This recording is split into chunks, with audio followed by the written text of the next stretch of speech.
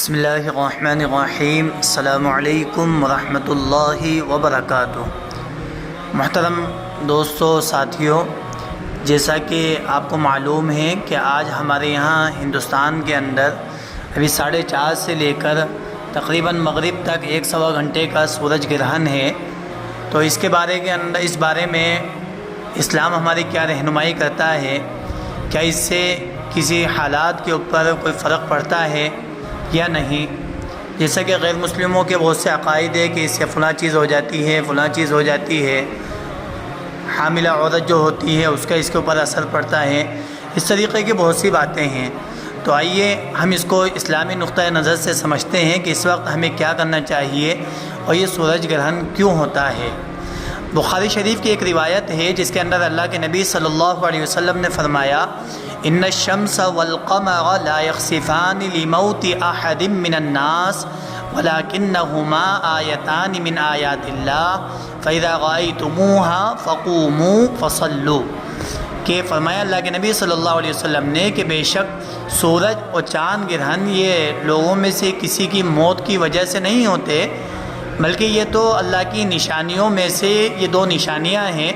پس جب تم سورج گرہن یا چاند گرہن دیکھو تو تم کھڑے ہو اور تم نماز پڑھو۔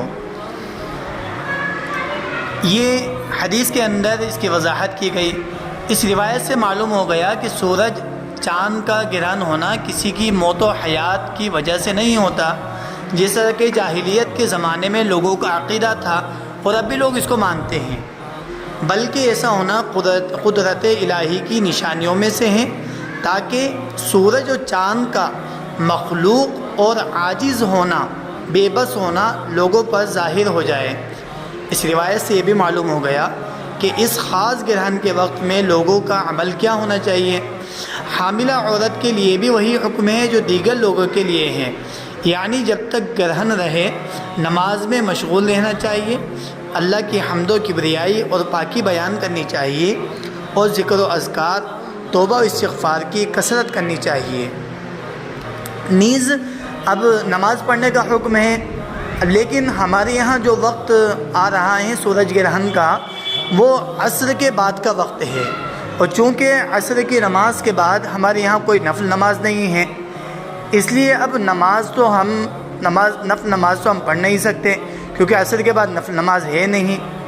اس لیے اب ہمیں کرنا یہ ہے کہ اب ہم خوب کثرت سے دعا و استغفار کریں، ذکر کریں، اللہ سے اپنے گناہوں کی معافی مانگے، اور یہ سمجھے کہ اللہ تبارک و تعالی اتنا قادر ہے اور اتنا قادر مطلق ہے کہ ایک روشن سورج جو پوری دنیا کو روشن کیے ہوئے ہیں، اس کی کوئی حقیقت نہیں ہے جب تک اللہ کا حکم نہ ہو۔ اللہ کے سامنے، اللہ کے حکم کے سامنے یہ ایک ہیچ ہے، کوئی چیز اس کی طاقت نہیں ہے کہ اللہ یہ کر کے سورج گرہن کر کے یہی بتلانا چاہتا ہے کہ دیکھیے اس کے اندر کوئی اس کی اپنی طاقت نہیں ہے، بلکہ یہ ہماری طاقت ہے۔ ہم جب چاہے اس کے اندر روشنی پیدا کر دیں اور جب چاہے اس کی ہم روشنی کو ختم کر دیں۔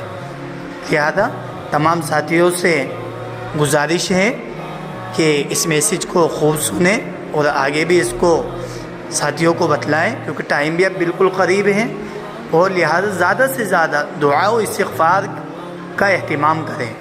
اللہ تبارک و تعالی ہمیں عمل کی توفیق عطا فرمائے۔ السلام علیکم ورحمۃ اللہ وبرکاتہ۔